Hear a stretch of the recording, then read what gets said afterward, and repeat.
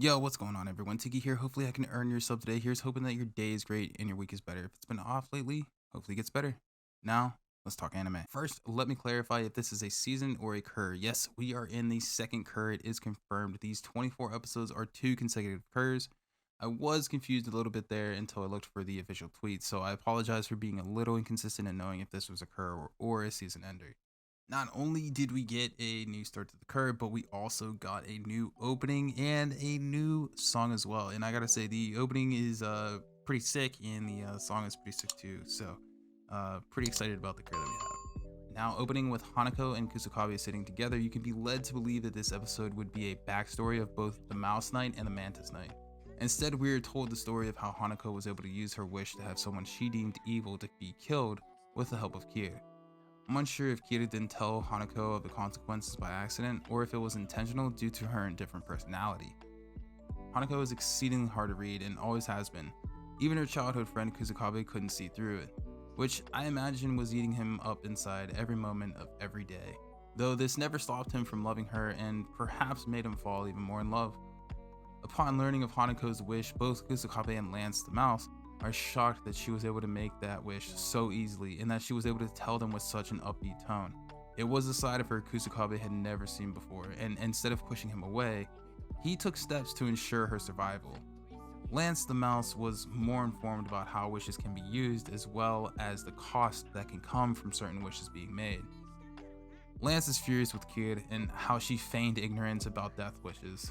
Lance tries to inform Hanako about how karma works and that the wish she had made will significantly increase her likelihood of falling in battle, but this is where I had a hard time trying to figure out if Hanako was feeling indifferent to the idea of her demise or what emotion she was truly feeling.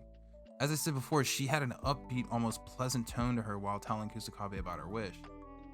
I would rather not believe that this is Hanako's true persona, but this scene is making it rather difficult. Let me know what you guys think about this scene and what you think Hanako is feeling in this moment. I settled on her feeling as if she was a vigilante, and my only reasoning for that is that she was taking it upon herself to exact her sense of justice. Even if it was only one person, she is not someone who can be judge, jury, and executioner. Once we get past the darker look at Hanako, we find ourselves watching our knights engaged in a battle where Animus has made preparations, and Animus took the more powerful knights and arranged for them to be moved to another location where much lower level but numerous golems had them surrounded. These golems were not meant to do much damage to these knights, but only to distract them while Animus's night golem was doing battle with Hanako and Kusakabe. Animus's tactic here has me wondering if these wishes that these knights are making are also reaching his ears. The Night Golem clearly marked Hanako as a kill target and was completely locked on. Even when Kusakabe made a move to engage the Night Golem, swatted him away with ease. Though standing in one spot and yelling your attack out like that is probably not the best idea when fighting a golem. I knew they'd have to kill Kusakabe off at some point after Lance informed them of karma being returned tenfold. I just didn't expect it to be so soon for him to die, and for him to die with his last words saying I love you to Hanako and her response only being I know. It seemed like a cold way to go. Lance was furious that Kira would let this happen, and for Kira to say Kusakabe died for nothing was even more infuriating.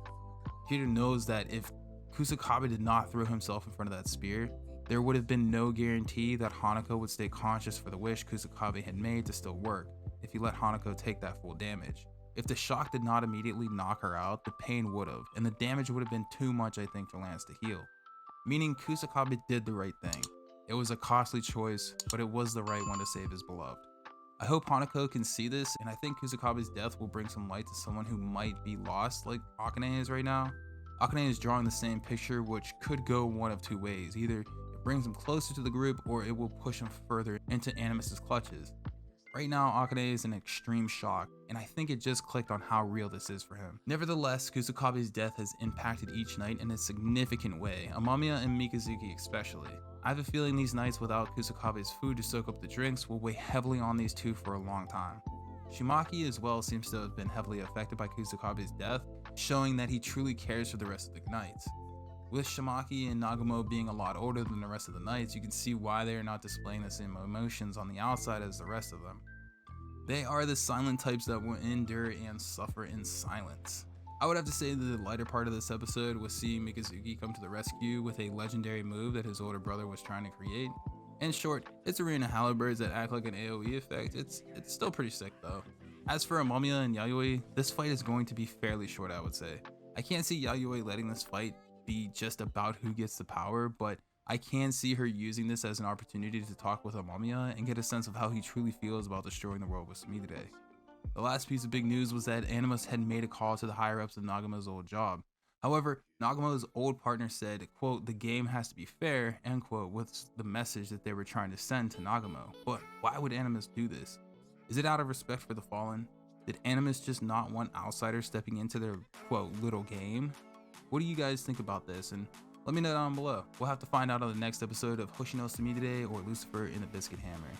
But, as always, until then, please leave a like, a sub, and a comment if you enjoyed. But most importantly, please be safe, hydrated, and know your love.